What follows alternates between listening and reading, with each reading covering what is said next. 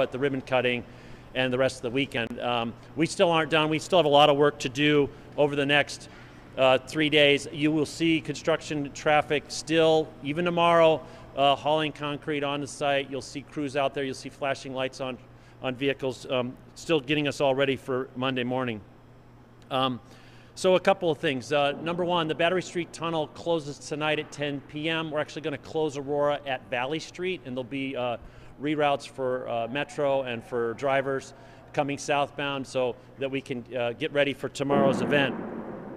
The northbound off-ramp to Dearborn, that will continue to lag about a week to 10 days after Monday, so we're shooting for February 11th. Just a reminder for folks getting out of bed Monday morning, coming in from West Seattle, you'll still have to use I-5 to get downtown. A lot of this work that Scarcella's been working on the last couple weeks here is to get a lot of new streets open, and so I want to caution drivers that there will be new streets. We're opening Dearborn later tonight. We're going to open Alaskan Way down to Dearborn. This is a brand new facility that people have never driven on before. So there'll be some new intersections, new ramps, those types of things will be open tomorrow for the event and on until Sunday. Lots of new connections. Harrison Street, just outside the window here, Harrison Street will open up and be open by Monday morning. Again, encouraging drivers, take a look at the videos that we've put together for how to get around. If you're coming from the south, coming from the north, there's a lot of different ways to use the tunnel or not use the tunnel at all. And I want people to be aware of that. This isn't business as usual. This isn't the viaduct, and you don't have those same on and off points. And again, one last reminder, the tunnel will remain toll-free through into the summer, so I encourage you to use the tunnel. Get used to it and see if it works for your individual traffic needs. We've got a lot going on. I want to turn it over to Heather Marks to talk a little bit about the preparations and other things that are going on. So with that, Heather. Thanks, Dave, and thank you everyone for being here, but mostly thank you to the traveling public for the adjustments that you've made over the past 3 weeks. It hasn't always been easy, or maybe it's been some of the best commutes of your life. And if you find that the changes that you've made work for you, give you a better experience, keep doing them, especially through the time of tunnel opening and as we wait for the Dearborn ramp to open. There are going to be plenty of changes that come in the next months and years that are going to require that kind of nimbleness and flexibility. Like Dave said, things are going to be different than they've ever been. Traffic is going to move differently than it's ever moved. And so we want everybody to take their time, pay attention, and understand that there are lots of shifting traffic patterns, and the way that you used to get places is never going to be the same. Be extra careful on Monday. We're expecting some lowland snow, and so want to make sure that everybody takes those snow precautions, go slow, and pay attention. We are planning and preparing for tunnel opening just like all of our partners are, and are thrilled with the partnership that we've had with WashDOT and King County Metro, the Port of Seattle, and Sound Transit. We're going to continue to actively monitor and manage traffic, adjust those signals, adjust those parking restrictions as we need to, as we get used to new tunnel operations.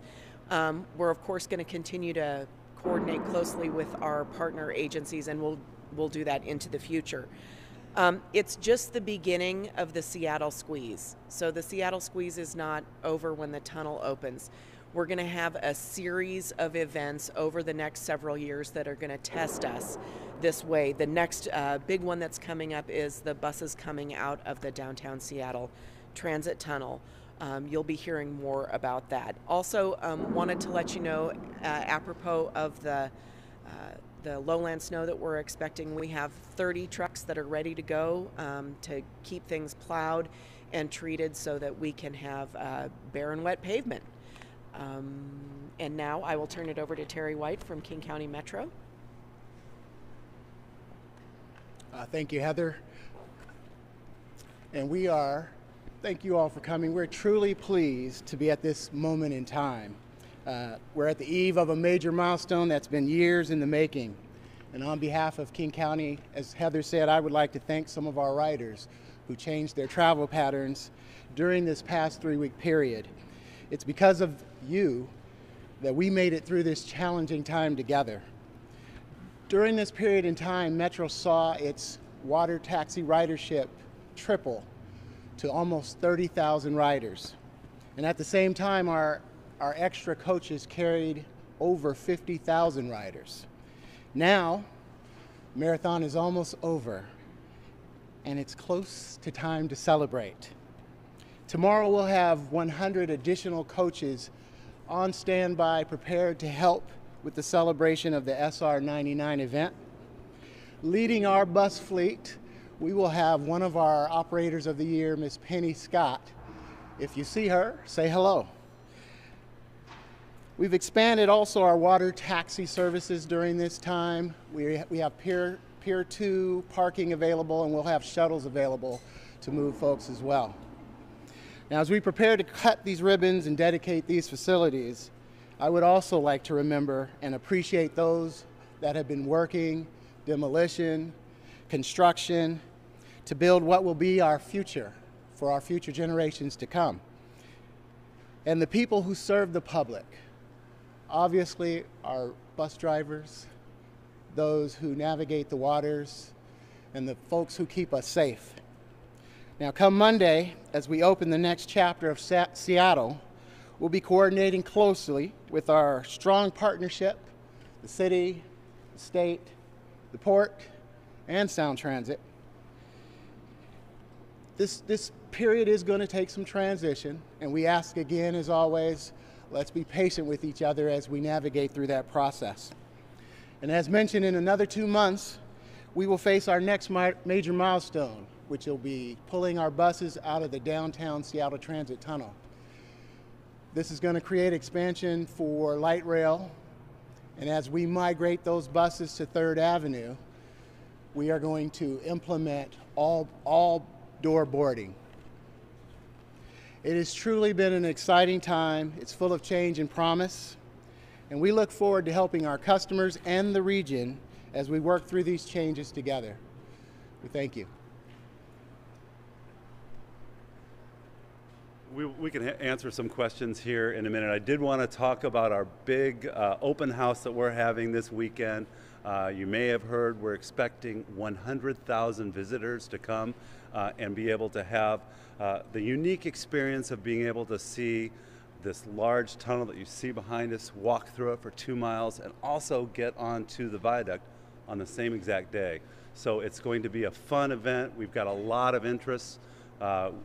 You've heard the number 100,000 thrown out a lot. It's a little bit more than that.